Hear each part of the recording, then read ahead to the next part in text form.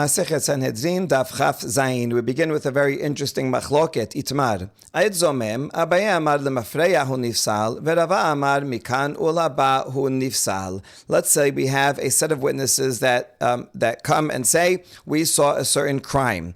They come on January 2nd to court, and they say, yesterday, January 1st, we were in New York and we saw this person, he committed a crime. Okay, let's say their testimony is accepted, and then we go on. Sometime later, let's say on February 1st, a second set of witnesses comes along and says, wait a second, what did the first set guy say? They were in New York on January 1st. It's not true. We were with those first set of witnesses in Chicago in a baseball game. We saw them there.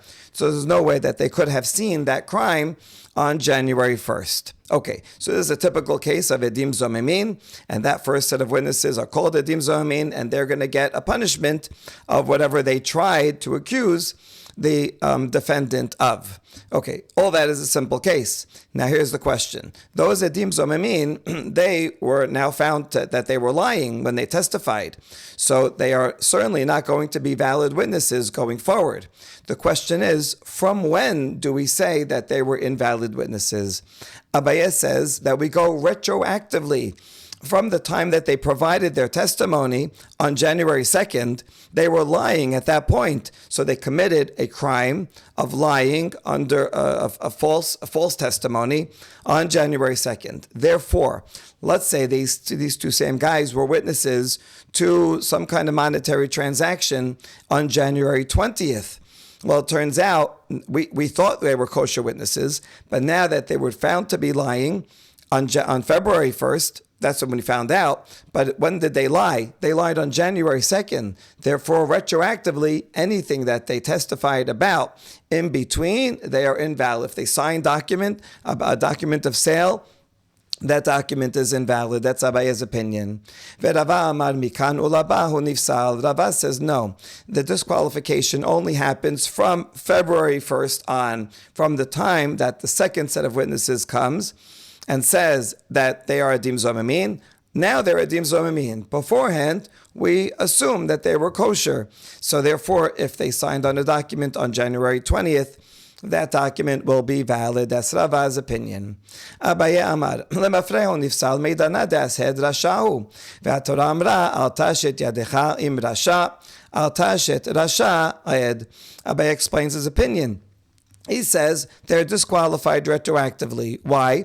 Because from the time that they testified on January 2nd, that person is an evildoer. He did a terrible thing, that he testified falsely. And the Torah says, do not put your hand with a wicked person to be an unrighteous witness. The rest of the pasuk is, Al tashet yadecha im rasha liot aed hamas, to be a false witness. And so we summarize the pasuk. Here it's really, don't put your hand with a wicked person to be a witness. But the summary is, just take out the in-between words, and it means, do not allow a rasha to be a witness. So there you go. This person was a rasha. We didn't know then, but now we know he was a rasha on January 2nd. Therefore, anything he signed in between, like on January 20th, he was invalid to be a witness, and we would nullify that document that he had signed. Rava Amar mikan ulaba hu nifsal ed zomem chidushu mai chazita samacht ahane samoch ahane en lecha bo ela mishat chidusho va'elach. Rava says, no, he's only called a disqualified witness from February 1st and on, and not retroactively. Why not? Because the law of Edim Zomemin is a chidush, it's a novelty. It's not based on strict logic, because how do you know that you should trust the second set of witnesses rather than the first? The first set of witnesses said, we were in New York on January 1st. A second set of witnesses says, no, you were in Chicago on January 1st. So it's 2 against 2. So why should you believe the second one over the first? Maybe the second group are lying and the first are right. So really, logically, it's just 2 against 2, and there's no logical reason to say that the first are lying and the second are truthful. So therefore, the law of Edim Zomemin is a novelty. This is a Torah's chidush. It's telling us that this is so. So since it's a chidush, so we can only apply the law and call them wicked people and bad witnesses from the time that they are accused of being edim zomemin, meaning from February 1st. We cannot apply it retroactively. We don't really know. We still never actually know 100%. We're just applying the Torah law. So Torah law says from February 1st on, now they're edim zomemin. Beforehand, they were not edim zomemin. We don't know for sure that they were lying on January 2nd, so we're not going to make them arasha retroactively. That's Rava's opinion. Ika de Amre, that's one explanation of Rava. Another explanation of Rava's opinion.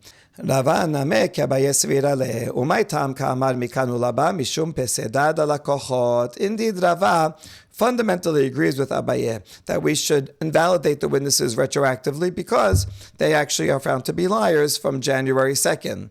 However, the rabbis overrode that fundamental law because of an overriding concern, and that is loss for purchasers. People who are buying and selling land, they rely on witnesses to come and sign on the document. And so now they signed on a document on January 20th, thinking that this person is a valid witness because there's no reason to think he was not a valid witness. So if you're going to have a law in the books that says people can be declared retroactively to be invalid witnesses, then this will be a problem because at any time we might have a document that we thought was valid and then the witness is going to be turned out to be retroactively that he was no good, and now our deed of sale is declared to be invalid, and then the seller is going to say, oh, look, this deed of sale is invalid, look, it's an invalid witness, and take his money back. It's going to mess up the whole financial system. And therefore, even though technically this witness should be declared invalid retroactively, it'll mess up the whole economy if we do that. And therefore, the rabbi said, you know what? We're only going to invalidate the witness from the time that they become edim zomemin and on, from February 1st and on. Mai benayu, what would be a practical difference between the two explanations of Rava? Ika benayu da'asidu be'tere behad, iname de paslinu begazlanuta. One difference would be if you have two witnesses against one of the original witnesses, and then second, two witnesses about the other of the first witnesses. In other words, on the crime itself, there were two people that testified on January 2nd. Now, we said before that if two people come as edim mizimim, and they say, no, you were at a different place, well then, logically, it's equal. It's 2 against 2. Okay, so now we're giving a scenario where it's 2 against 1 and 2 against 1. So because it's 2 against 1, this is not simply chidush, this is actually logical. 2 people are believed over 1 person. So since you have 2 edim that say this 1 person was in Chicago, and another 2 edim that says this 1 person was in Chicago, so therefore it's logical to accept the second set. So in that case, certainly Rava would say that's not a chidush, that is logical by the law, and it should be retroactive. And so that would apply to the first reasoning, that's because of a chidush. If the reasoning is because of loss of purchasers, well then the loss of purchasers we're concerned about no matter what. It doesn't really matter. Even if 100 witnesses come against each of the first set of witnesses, okay, yeah, we believe you. It's not about that we don't believe you. Certainly we do, but we don't want purchasers to be lost. That would be one example of a distinction. Or the second one is if the second set of witnesses comes and they don't say you were with us in Chicago. Rather, they testify that the first set of witnesses committed robbery at some point. And so if they say, oh, you committed robbery sometime in the beginning of January, then they are going to be false witnesses because they are robbers. Now, the fact that they testify that they were in New York is not being disputed. So it's not 2 against 2. It could very well be that they were in New York and saw that. But the second set of witnesses says, we saw you commit a robbery back in December. And that is not disputed by anybody. So they are fully believed. And because of that, we would go retroactively, certainly, and disqualify the first set of witnesses. But that's if the problem is about belief, about it being logical versus a chidush. However, if the problem is regarding purchasers, then the purchasers is a different problem that overrides the truth, because purchasers is just about keeping the economy going. And therefore, according to that reason that we're concerned about purchasers, even if the second set of witnesses comes and says, you are robbers, back in December, still we would only say, okay, we believe you that they were robbers, but we're only going to disqualify them from now on because we want to protect anyone who has a deed that these guys signed, because keeping the economy going is more important. So the Rabbi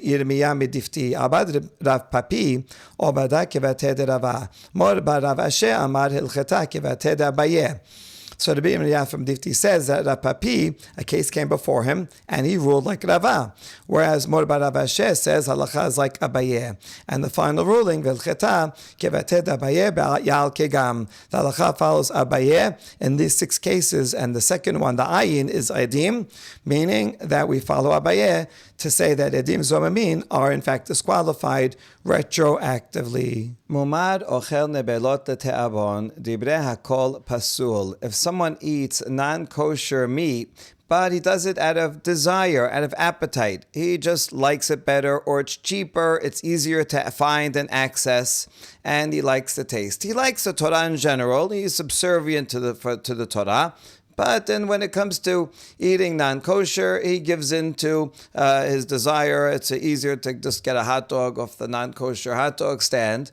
According to, if someone does that, everyone will agree that that person cannot be a witness, because you see that he puts personal appetites above Torah law. He's willing to eat non-kosher just because it's cheaper. And so that kind of person, we suspect he's not going to be careful about monetary things either.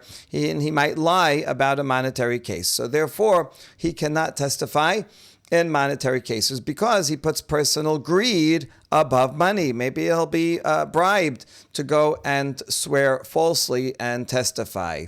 So everybody agrees in that case. Le'achis, Abaye amar pasul, Rava amar kasher.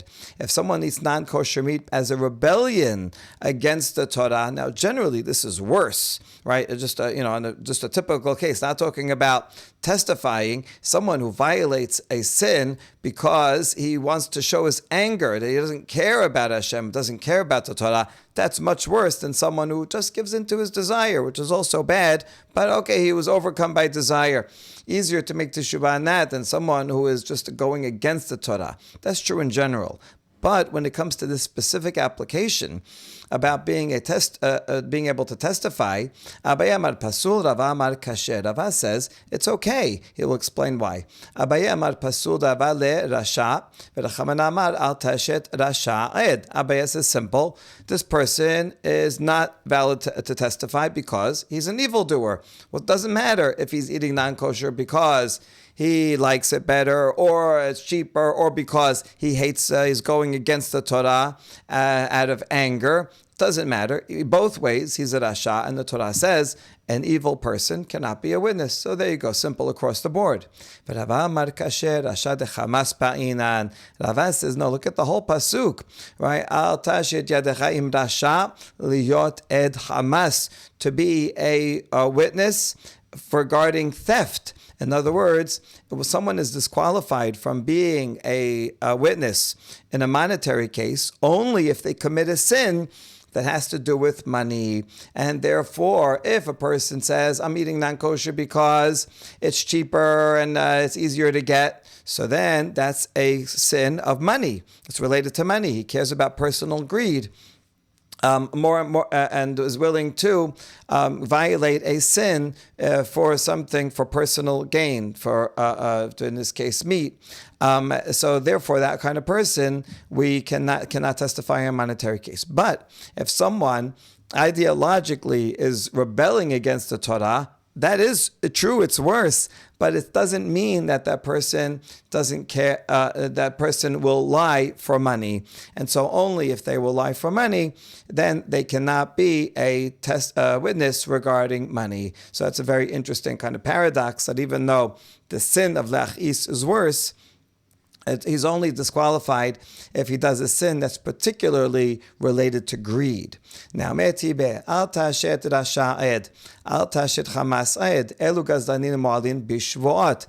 A challenge against a Rava. The Baraita summarizes the first half of the pasuk, that an evildoer cannot be a witness, and then also continues with the second half of the pasuk that says liot ed chamas, meaning someone who's guilty of hamas, unrighteousness or stealing, cannot be a witness.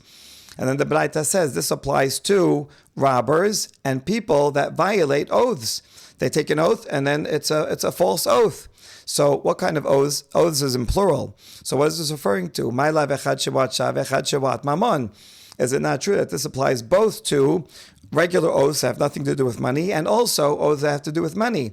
So there's a challenge against Rava because, of course, everybody would agree that if someone says false oaths regarding money, he cannot be a witness. But even oaths that have nothing to do with money, just I'm going to do this tomorrow or I did this yesterday, then that person, even though is not suspect about money, cannot be a witness. So that's a support for Abaye that any sin makes someone invalid to be a witness, but this is a challenge to Rava because it should be only problems with monetary things. And so we answer law, no, in fact, when it says Shavot in plural, it's talking about all kinds of monetary oaths. So why is it in plural? Because it's talking about, in general, oaths, many oaths that people might take in lots of different cases, in lots of different scenarios, but only if they are regarding money. Only if he takes a false monetary oath, then he cannot be a witness. But if it's an oath that has nothing to do with money, then according to Rava, that's okay. He can still be a witness. He violates oaths, but he can still be a witness. Me'etibe, another objection, now this time against Abaye.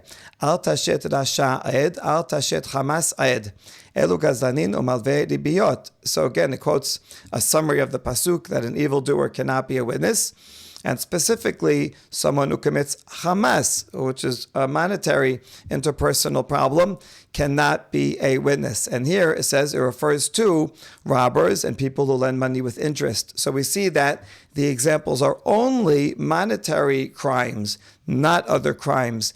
And this is a refutation of Abaye, and it is indeed a conclusive refutation. Let's propose that the machloket that we just saw between Abaye and Rava is parallel to the following machloket between two Tanaim. Ayed Zomem pasul lechol haTorah kula divrei Rabbi Meir. Rabbi Meir says that if two witnesses are found to be conspiring witnesses, edim zomemin, and they were found to be conspiring in a certain area of halacha, they cannot testify about any area of halacha. That's it. They're reshaim. A liar is a liar, and it doesn't matter if we only testified in one kind of particular case. He cannot testify then about any other case at all. So that we parallel to Abaye, who also says that it doesn't matter, even if he was he violated eating non-kosher out of rebellion. Now that's true; it's not a monetary thing, but it doesn't matter. Once you violate a law and you're called a rasha, that's it. You're a rasha, and you cannot testify about anything, even if it's about a monetary thing that's not exactly related to the sin that he committed. Rabbi Yosef אומר, במה דברים הם אמורים שהוזם בדיני נפשות, אבל הוזם בדיני ממונות, קשה לדיני נפשות. Rabbi Yosef says, when do we say that Ayed Zomem cannot, who's in one area, cannot testify about another area? Only if he testified first about a capital case, and he was found to be an Ayed Zomem. This guy was about to kill someone wrongly. So in that case, we say, listen, if you are willing to go and testify falsely in a capital case, so then certainly we're going to say you cannot testify about anything. This person is totally untrustworthy. However, if he was only convicted of being an Ayed Zomem regarding a monetary case, then he still can testify about a capital case, because just because someone would lie when lower stakes are lower does not necessarily mean that they would lie when stakes are higher. So Ne'ema Abaye Rabbi Meir v'Rava Rabbi Yosef. Let's line them up, that Abaye follows Rabbi Meir and Rava follows Rabbi Yosef as follows. Abaye Rabbi Meir damar amrinan mikula lechumra. Abaye follows Rabbi Meir that we go from something that's less stringent to something more stringent. In this case, Rabbi Meir said even if someone is found to be Ayed Zomem for a financial thing, they cannot testify not for a capital case. That's it. Once they're a liar, we assume they're a liar across the board. And similarly, Abaye would say, even if someone is convicted of a crime in one area, like eating non-kosher for rebellion, then we say he can't testify about anything. Even though eating non-kosher is relatively lower because it's only against Shamayim. It doesn't hurt other people. But still, even if he did that relatively small violation, he cannot testify about anything, even bigger violations like monetary cases that would harm other people. So that makes sense together. Rava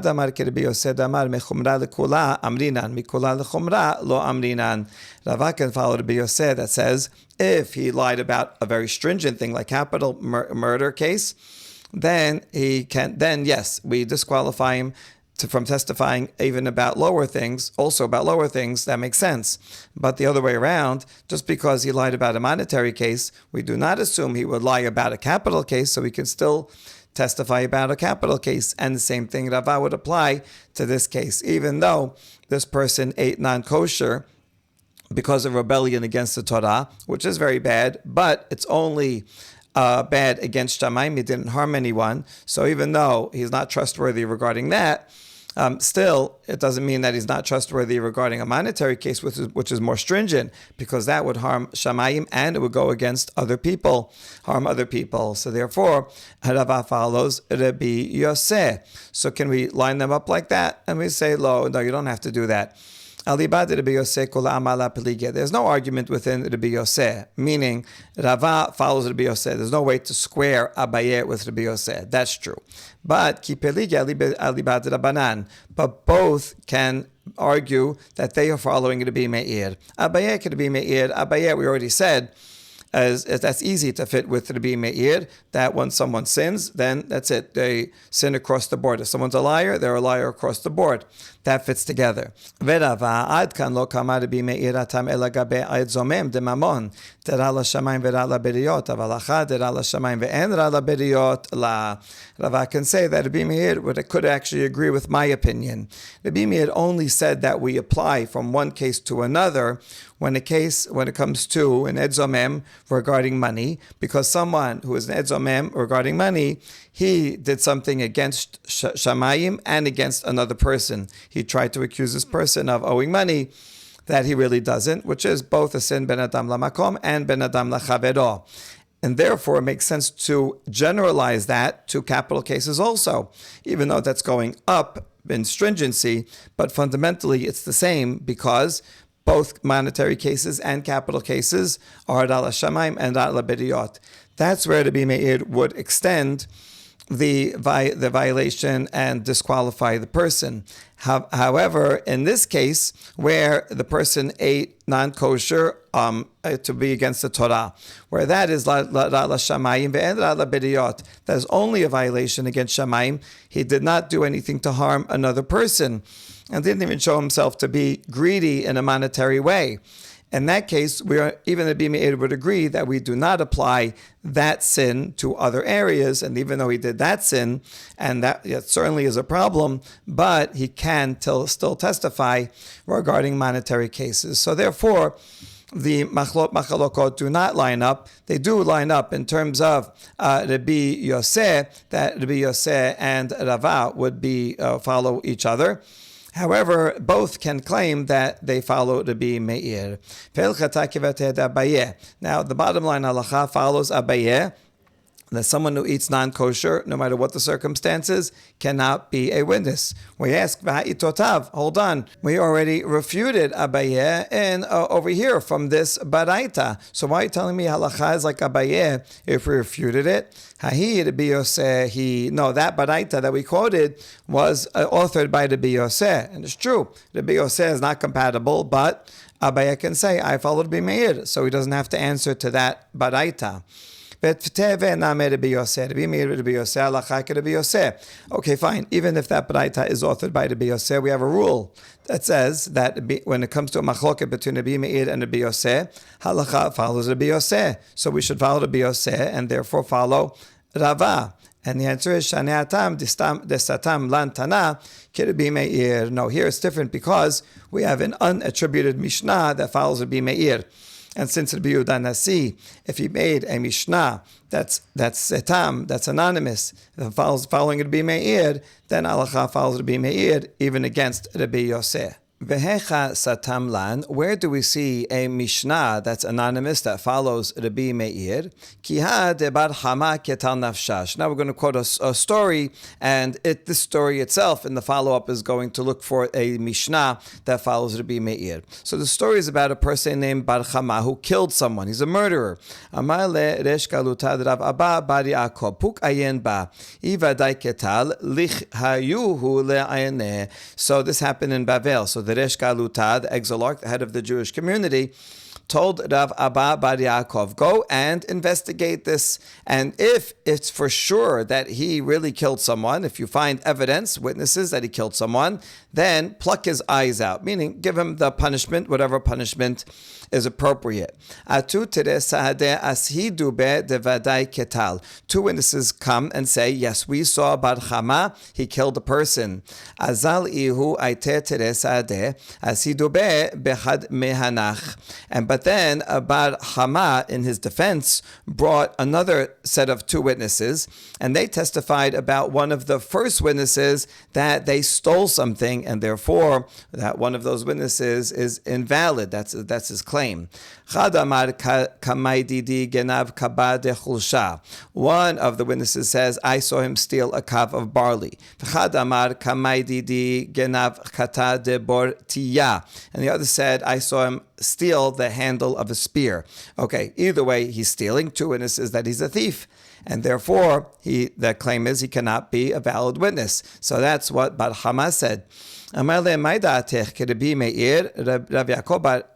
bar Yaakov, who's investigating the case on behalf of the Resh Galuta, says, "What are you following Rabbi Meir, who says that someone who is violated a monetary matter cannot be a witness regarding a capital case either?" Is that what you're saying? You're following that? Because, I understand. I accept your second set of witnesses that say that one of the first set of witnesses is, in fact, in violation of a monetary matter because he's a thief. Fine, I agree with that. But only Rabbi Meir thinks that just because he's a thief, that means he cannot be a witness about a capital case either. But so you have to follow Rabbi Meir in order to take those second witnesses into account and get Bar Hama off the hook. But Rabbi Meir and Rabbi Yosef, halacha Rabbi Yosef. Rabbi Meir and Rabbi Yosef, we follow halacha Rabbi Yosef. So therefore, Rabbi Yosef says just because someone is violated a monetary law, we still trust them regarding a capital law, because even if they would lie or cheat or steal in a monetary law, it doesn't mean that they would go in and lie falsely in a capital case and have someone killed. Rabbi Yosef says, just because someone became a edzomem in a monetary case, they still can testify about a capital case. So Rav Abba bar Yaakov says, I'm going to follow Rabbi Yosef, and therefore I don't care about your witnesses, even if I accept your witnesses that say that the witnesses to the crime, to the murder, are robbers. That's still okay. They can still testify about a capital case.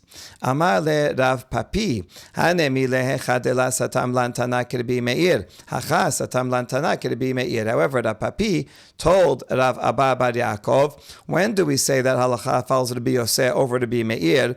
Only if there's no stam mishnah that follows Rabbi Meir. But here we have a stam mishnah that follows Rabbi Meir, and therefore halacha will follow Rabbi Meir, and Bar Hama's witnesses therefore are valid and to disqualify the original witnesses, and Bar Hama therefore cannot be prosecuted. So now we have the story that tells us there is in fact a stam mishnah like Rabbi Meir. So now we ask, Mimai, where is this stam mishnah?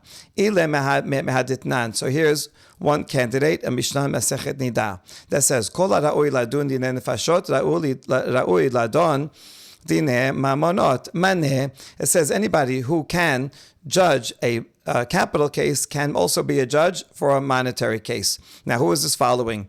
If the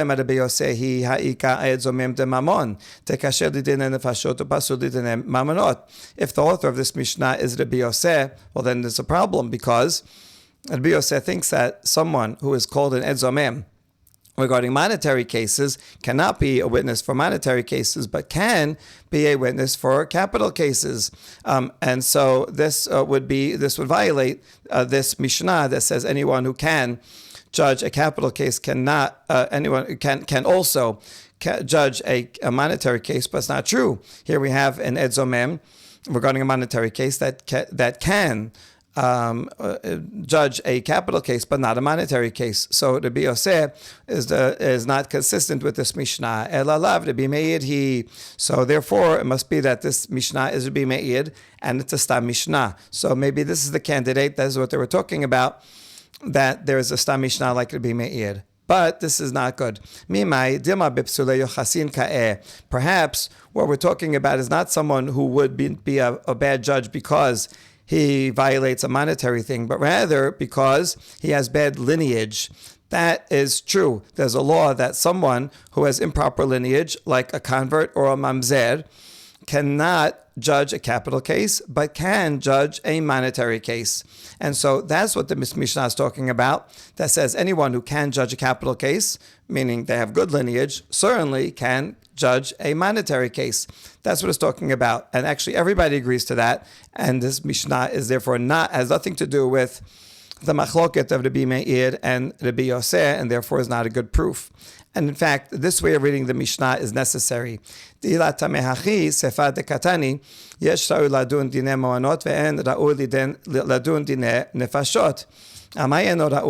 The continuation of that Mishnah says that there are some people that can judge a monetary case but cannot judge a capital case. Now, why would they not be able to judge a capital case? If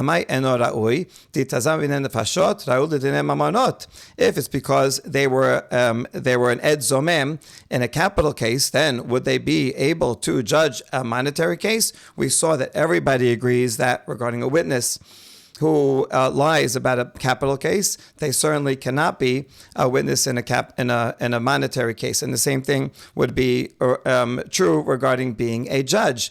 So it can't be that it's talking about that this person is disqualified because they were an Ed Zomem in a capital case, because then they wouldn't be able to be a judge or a witness in any case. Everybody would agree that that person is no good for any case. Rather, we can only explain the sefa as referring to a person who is not fit to be a judge because he has improper lineage. And then it makes sense. There are some people who can judge a monetary case like a convert or a mamzer. That's okay. They can judge a monetary case, but they cannot judge a capital case. Since the Sefa is talking about Pesul Yochasin, the Resha also is talking about Pesul Yochasin. And that's why he says anyone who can judge a capital case means they have good yichus, so they can judge a monetary case. But this Mishnah is not an example of a Stam Mishnah like Rabbi Meir, because it has nothing to do with the machloket between Rabbi Meir and Rabbi Yosef. Rather, the Mishnah that is satam like Rabbi Meir is the following Mishnah from Masechet Rosh Hashanah. Elu hen apisulin, hamsechek b'kubya malveh b'debit u'mafrichei yonim, v'sochar eshibit v'ha'abadim. The following are invalid to be witnesses: someone who gambles with dice, and someone who lends money with interest, and people who are pigeon flyers or pigeon racers, and those who sell shivi'it produce, and slaves. The rule is that any testimony about which a woman would not be valid, these people also are not valid. Although there are some cases where a testimony of a woman is valid. For example, if a woman testifies that I saw that your husband is dead, we believe that the husband is dead and the wife can remarry. So in that case, where a woman is believed, these people also, a gambler would be believed regarding that. That's what the Mishnah says. Maneh, who is the author of this Mishnah,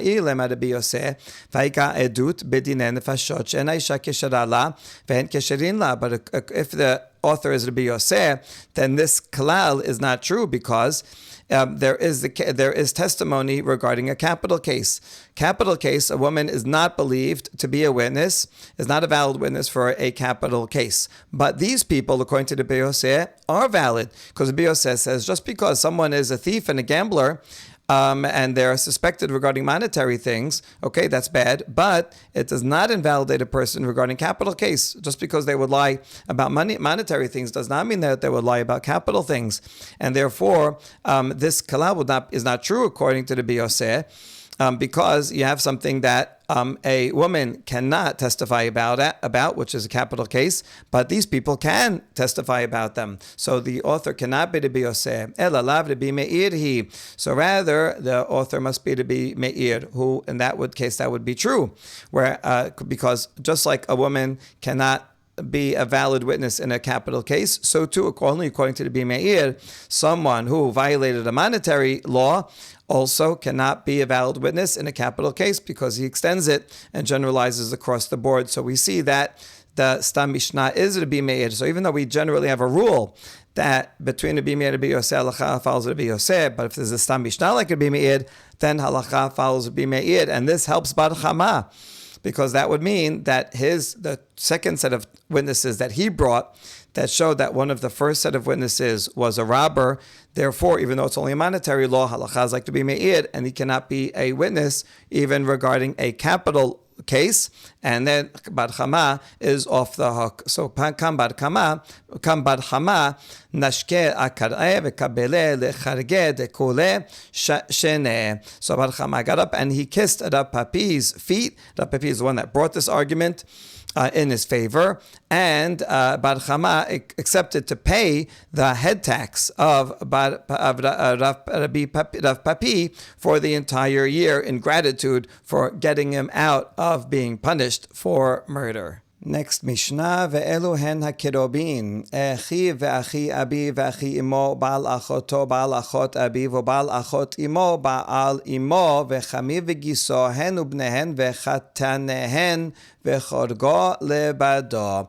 The following people are considered relatives, close enough that they cannot be a witness or a judge for a case regarding one of their relatives. So these are close relatives. If the person that you're testifying about is your brother, or the person that you're judging is your brother, then it's not qualified to be a judge or a witness. So here they are.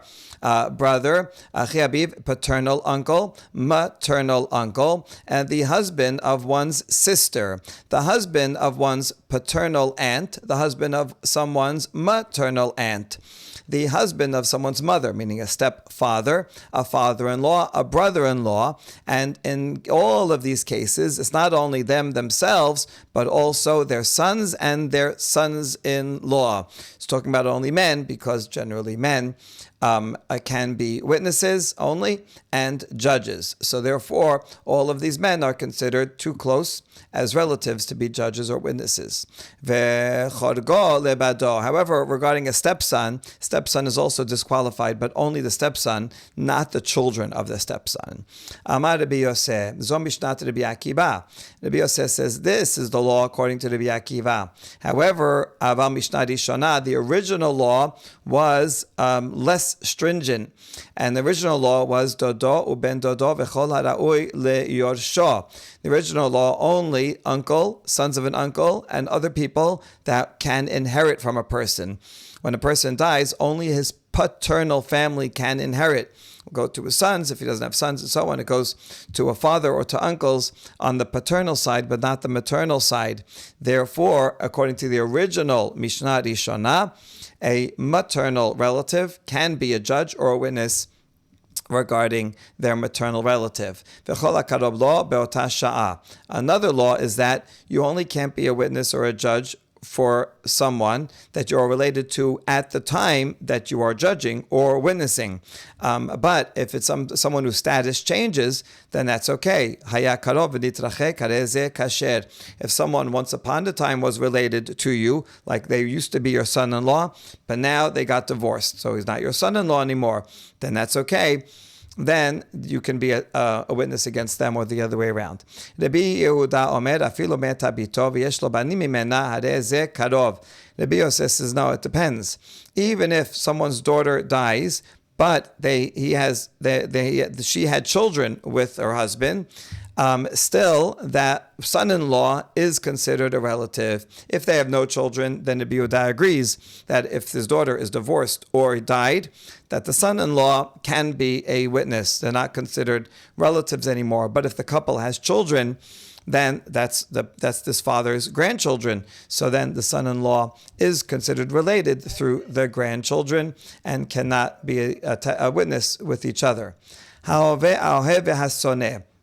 Furthermore, if someone who is a close friend or someone who hates someone else, in those two cases, a person cannot be a witness or a judge against another. If they love each other, then they're going to show favoritism. If they hate each other, then they're going to lie against the other person. So how do you define that? Someone who loves someone else, that's a groomsman. That means they're very close. That was his best man, or marched at his wedding and made him happy at his wedding. So that's the person's best friends, cannot be a judge or a witness against each other for each other. What do you call someone who hates you?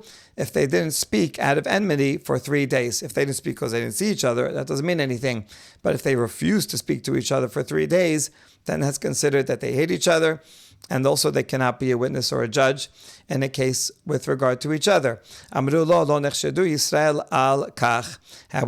they told Rabbi Yehuda said that, added but the other rabbi said, no, the Jewish people is not suspected that they're going to be a false witness out of love or out of hate. And therefore we don't have to worry about that. We do worry about relatives, but not about just friends or people that you don't get along with. What's the source that you cannot be a witness for a relative? Because from the pasuk that says, fathers will not be killed for the sins of the sons. What does this teach? If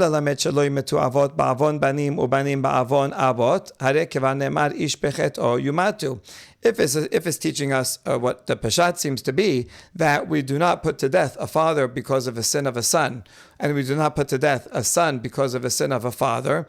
The end of the pasuk already teaches that, because it says each person is put to death only for his own sin. So just from those 3 words, I already know that you don't have vicarious punishment. You can't punish one person for the sins of someone else. So what do I need the rest of the pasuk for? Ela lo yimetu avot al banim be'edut banim, ubanim lo yimetu al avot be'edut avot. Rather, when it says that we do not kill a father because of a son, it's not because of the sins of the son that we're talking about. We already know that, but rather it's referring to the testimony of the son.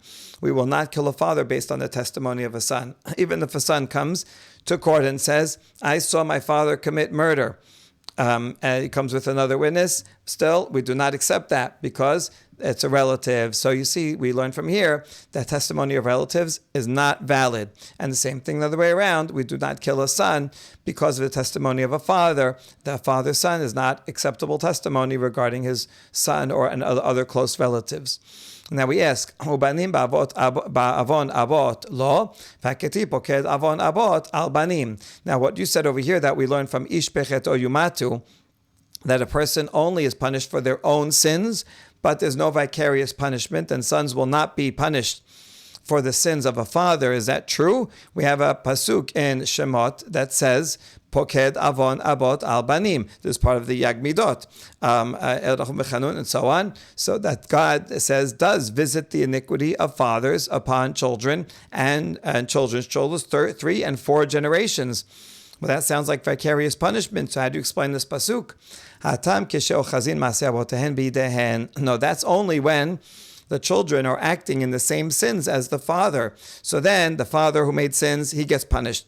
The son, if the son makes teshuvah and does good, the son will not get punished for the father. But if the son continues and does sins, then they are punished. So they're punished because they deserve punishment, since they are continuing in the same sin that the father already committed. Kedetanya, v'af ba'avonot abotam itam yimaku, keshoachazim ma'aseh abotem bidehem. And we know this is true from a baraita that quotes a pasuk from the curses in Vayikra. And it says also, because of the iniquities of their fathers, they shall melt away. And what is this talking about? When are the sons going to be punished because of the fathers? When they continue the bad ways of their fathers. There's a midrash halacha that always questions itself and says, well, is that true? Only when they adopt their father's bad ways, maybe this pasuk means even if they didn't adopt their father's ways, that there's vicarious punishment. We could read it like that, and the answer is no. No, we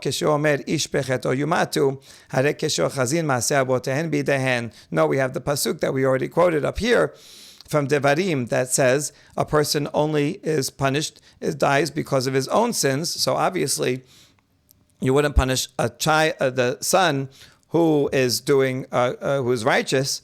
Only you punish him if he's following the bad ways of his father. Now we ask again, Velo, is it true that there's no vicarious punishment? Pasuk in Vayikra, again in the curses says, one person will stumble upon the other. Ish ba'avon achiv, melamed shekolan adivim ze bazeh.